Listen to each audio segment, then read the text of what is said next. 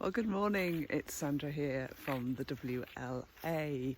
I am up really early. I've been awake for quite a while actually, and it's really cold, but it's lovely. It's almost frosty out there, and the sun, as you can see, is just about to peep over the horizon. And it's such a lovely time to be out. And I'm getting my steps up for my million step challenge that I'm doing at the minute to raise some money for a hospice.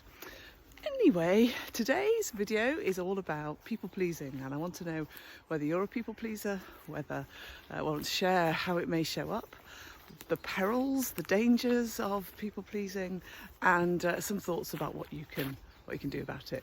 I know I've been a people pleaser for a large part of my life, and I do think I'm shedding that skin, as it were. No, don't get me wrong, I really, excuse me, I really do enjoy helping people. I love serving people. I love making people feel the best that they can be, and I'm always looking to do my bit. But it can come at a price, and a lot of it is coming from the wrong centre, and we are putting other people's needs ahead of our own too many times. And it might show up in a way that you find it difficult to say no. You want to please other people. You see them as having a lot on their plate, and you want to ease their burden, ease their load. You might be somebody who finds it difficult to speak up in meetings because if you are driven to help and please people, it feels hard to state what you want and to speak up against something or express an opinion that might be a little controversial. You most likely find you have very little time for yourself, in that you are looking out for your family members, whoever and in what capacity they show up. You may be showing, you may not have any time for you because you're doing community things or getting involved in projects that are really outside of what you should be doing. And that's all fine and dandy, but it's not when we are feeling overwhelmed and feeling like we just aren't enough hours in the day. How many times do I hear that expression day in, day out? And I've been with my coach mentor this week, and she's awesome. She's absolutely brilliant. And she challenged us to think about where we're spending our time. It was one of the activities we did. And it got me thinking about this whole idea of where is our time going. I always like to do a bit of productivity mapping. And it's a really interesting exercise. And I really would encourage you to have a think about how many things are you doing? How many projects, how many tasks, how many things are you working on that are really for other people?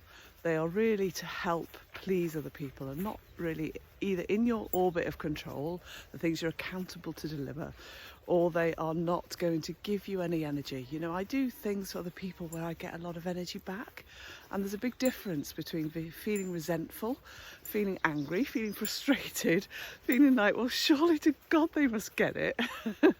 And that's completely the wrong place to be, because when we sit in that sort of resentment and guilt space in our head, then we start to beat ourselves up, and that anger isn't good for us in the long term. So I want you to have a think about, where are you pleasing people? Where does it give you energy? But more importantly, where is it taking it away?